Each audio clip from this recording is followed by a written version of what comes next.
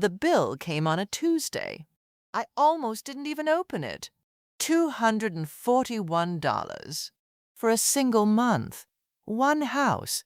Just the two of us home. I hadn't bought a single thing. So where was it all going? I started under the kitchen sink. My mother never had this problem. She knew something we've all forgotten. I keep every electric bill in a drawer by the back door, and one evening I finally sat down and read them. The number had climbed almost every season, and I'd told myself it was just prices, just the times we live in.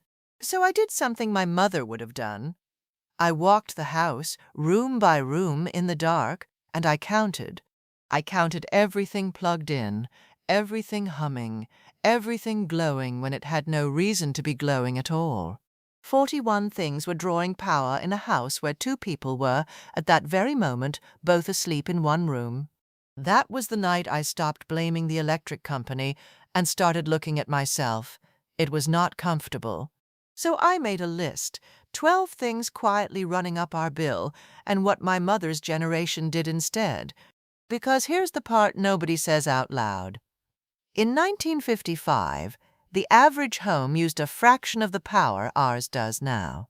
They weren't suffering. They were warm, they were fed, they were fine. They simply didn't waste what they couldn't see. I'm counting these down from 12 to 1, smallest drain to biggest. And number 1 is not a gadget or a setting. It's the thing that took me a whole year to admit.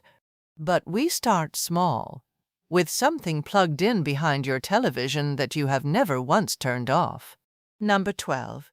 The entertainment center, the television, the cable box, the game console nobody's touched since Christmas. I used to think off meant off. It doesn't. That little red standby light is a tiny meter, spinning all night. A full setup like that can pull power 24 hours a day, whether you're watching or fast asleep in the next room. My mother had one radio and one television. When she left a room, the room went dark and quiet, on purpose. So I bought 2 power strips, $9 each at Walmart, one for the TV wall, one for the office. Now when we go to bed, I flip 2 switches, and the whole wall actually turns off, not pretend off, off. That one change, $18 in switches, takes about $110 a year off the bill. It felt almost too easy.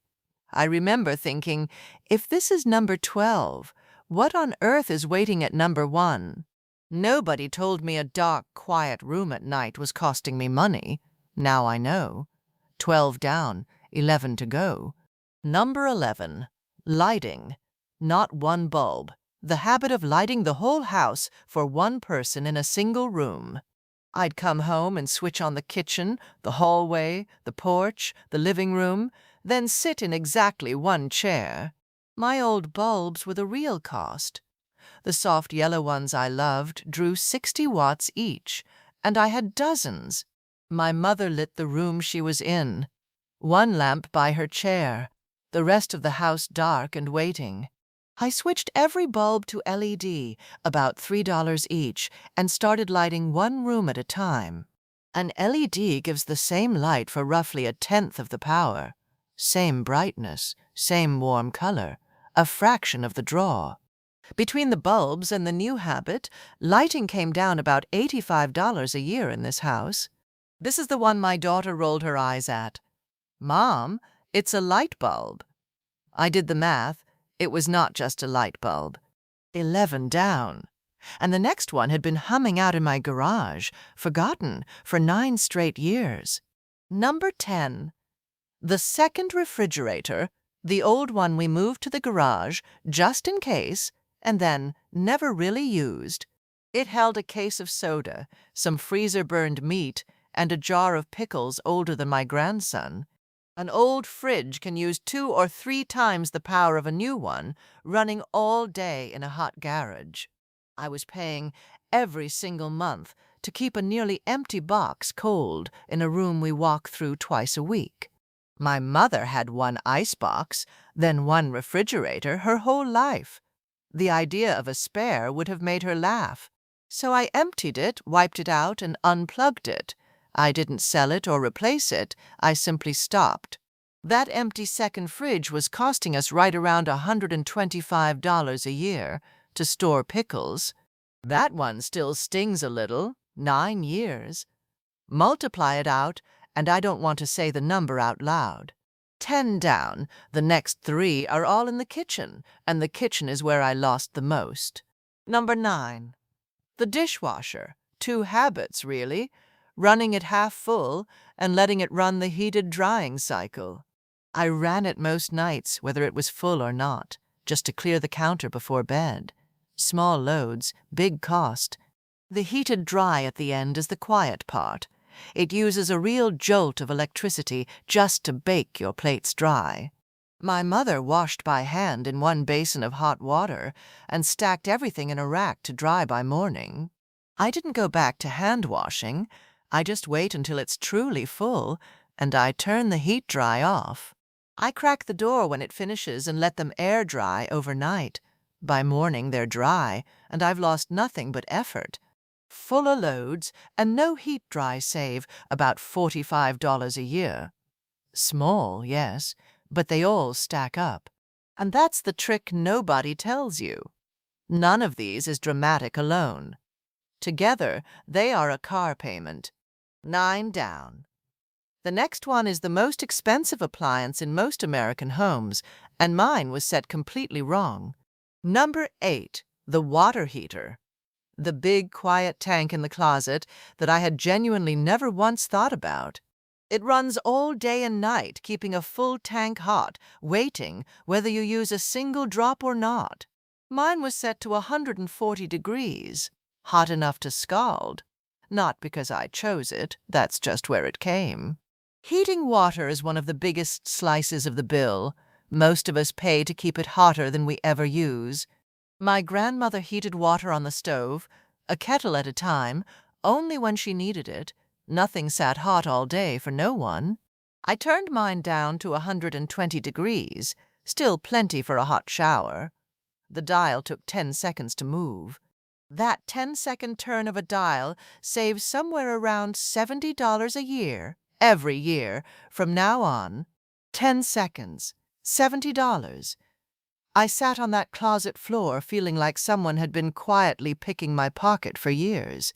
8 down. And this is where I stopped feeling clever and started feeling a little foolish. Number 7, air conditioning. Not having it, I'm not asking anyone to suffer. It was how I was running it. I kept the house at 68 degrees all summer, all day, even when the 2 of us were out for hours. I was cooling empty rooms so that the moment I walked in, it felt like a hotel. That comfort had a price. Every degree you drop the thermostat in summer adds a real, measurable amount to what the unit costs to run. My mother closed the curtains on the sunny side by mid-morning, opened the windows at night, and ran fans to move the air. I set mine to 78 when we're home, higher when we're out, and I let the house breathe in the evening. Nudging the thermostat and using the windows again saves close to $200 across a single summer. $200 to be slightly less cold in an empty house. Written down like that, it's hard to defend. Number 6. The flip side, winter. Space heaters and heating rooms that nobody was even sitting in. I had a little electric heater in the bedroom, one in the bathroom, and I kept the whole house warm besides. Electric heaters feel cheap because they're small. They are not. They pull a heavy load the entire time they glow. My grandmother heated one room, the kitchen, with the stove and everyone in it, and closed the doors to the rest. So now we heat the room we're in, wear a sweater like my mother always told me to, and close doors behind us. That's the whole 1950s secret, really. They didn't heat and cool empty space. They heated and cooled people. Heating the room instead of the whole house saves us around $160 over a winter. 6 down. We're past the halfway mark now, and from here the items stop being about machines. Number 5. The thermostat again, but the habit this time. holding one temperature, day and night, awake or asleep. I kept it the same at 3 in the afternoon and 3 in the morning, as if comfort had to be constant to count. But you don't need the house at 70 while you're under 3 blankets, fast asleep, feeling none of it. My mother turned everything down at night without a second thought and piled on quilts. We were warm. We slept fine. I set the temperature back about 8 degrees every night, and while we're out, in summer, I let it drift up instead. You can buy a little programmable thermostat that does it for you, but honestly, my own hand on the dial works for free. Those nightly setbacks come to roughly $140 a year for being asleep, for doing nothing at all. 5 down. And here's where I have to talk about pride, because the last 4 were never really about electricity. Number 4, the outside lights. The porch light, the lamp post, the lights over the garage, on all night, every night. I told myself it was safety. If I'm honest, most of it was appearance. A well-lit house looks cared for, looks respectable. So I burned electricity from dusk to dawn, all year, lighting an empty yard that no one was ever standing in. My parents turned the porch light on when someone was coming, and off when they got home. Light meant a person was expected. I put the 2 lights I actually use on a cheap timer and a dusk sensor and turned the rest off for good. The yard is still safe. Nothing changed, except the yard is dark when it should be, the way every yard once was. Lighting an empty yard all night was costing about $60 a year. For the neighbors, not for me. That's when it clicked. This is the one my daughter argued with me hardest about, and she's the one who came around. Number 3, the chest freezer in the basement and the whole idea behind it. That a full, ready house is a good house. I bought it to stock up, to always be prepared, the way a proper household should be. It ran, full or not, for years. Half of what went in came out freezer burned and got thrown away. I was paying to freeze food I would eventually waste. My grandmother kept what she could use and canned the rest in jars on a shelf, using no power at all winter. I kept the freezer, but only because I finally started using it, full, organized, and defrosted so it runs efficiently. A packed, well-kept freezer costs far less to run than a half-empty one you open, dig through, and leave gaping. Just running it right, instead of running it out of pride, saves about $120 a year. 3 down.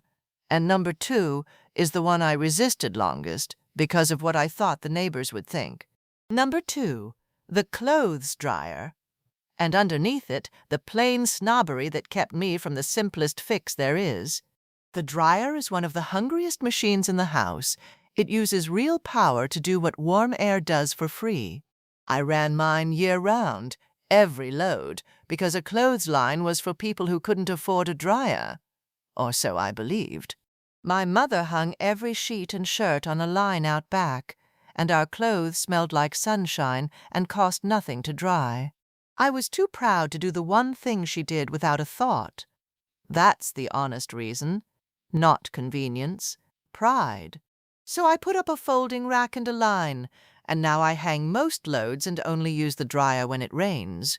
The sheets smell the way they did in my mother's house. I did not expect that to move me as much as it did. Line drying most of our laundry saves around $130 a year and buys back a memory. 2 down. Which leaves number 1. And number 1 is not something you can unplug. Number 1 is not an appliance or a setting or a bulb. It's the thing behind all 11 of the others. For most of my adult life, electricity was invisible to me. It was just there, the way air is there. I never watched it. I flipped switches without thinking. I left things running because turning them off meant noticing them, and I'd stopped noticing. That's the real difference between my mother's house and mine. Not the machines, the attention. She couldn't see electricity either, but she treated every light, every drop of hot water as something real that cost something. Not out of fear, not out of poverty, out of respect for what she had. That is the fix nobody uses anymore. The 1950s didn't have a secret gadget. They had a habit of mind. They saw what they were using, so they used less.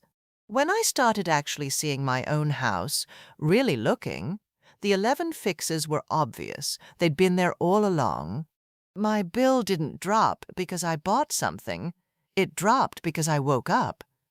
Because I finally started paying attention, add it all up, and it came to a little over $1,000 a year. From a house that already had everything it needed. But the money was never really the point. It was what the money was telling me, that I'd stopped noticing my own life. Now I walk the house at night the way my mother did. Not to save pennies, just to see it, to be here for it. And a strange thing happened. The house got quieter and calmer, and it started to feel more like hers ever did. That is number one. Awareness.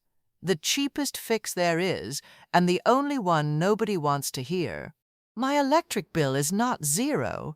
It's no miracle. It's just honest now, and it stopped making my stomach drop. That's what the money really bought me. Not savings. Sleep. I don't dread the mailbox anymore. And I keep that last high bill on the fridge, right at eye level, so I never drift back to sleep about it. So here's my question for you, and I mean it. Walk your house tonight and count what's running with no one there. Then come back and tell me your number. I have a feeling I'm not the only one who stopped looking.